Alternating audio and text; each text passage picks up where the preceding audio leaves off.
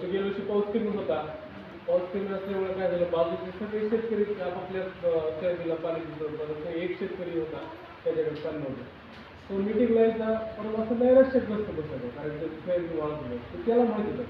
पण ही गोष्ट सगळ्यांना माहिती होती. मग ते शेतकऱ्याने एका शेतकऱ्याच्या गटाने शेतकऱ्याने काय केलं, ठीक करून दिला, तिसऱ्या शेतकऱ्याने त्याला पाणी दिलं. तर सगळ्यांनी तिथलं करून त्याच्या सोयाबीनला पाणी दिलं आणि त्याला काय निवाडतं दिसत होते का काय तर ते सगळ्यांना फोन करामध्ये दिसत गेला तर बघतो त्या माझ्या स्वतःला सगळ्यांनी मिळून पडले. त्याला खूप आनंद झाला. हे कशामुळे झालं?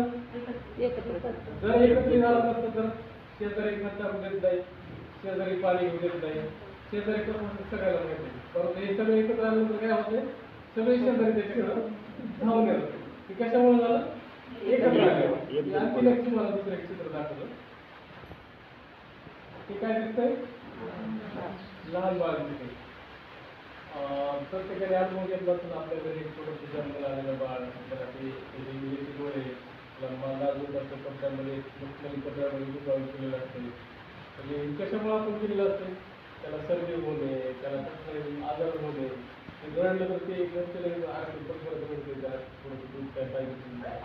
त्यामुळे प्रत्येक जण त्याच्याकडे काळजी लक्ष देतो.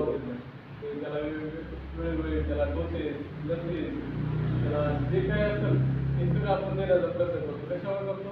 त्याला बाहेरच्या वातावरणाची व्यवस्थित होऊन द्यावा, त्याला कसले आजार होऊ नये, त्याला काही होऊ नये, त्याला त्या सगळ्या गोष्टी त्याला सक्षम करायचे आपण जबाबदारीने काम करत असतो. असं तुम्ही पण एका गतवृत्ती बाळाला जन्म दिला आहे.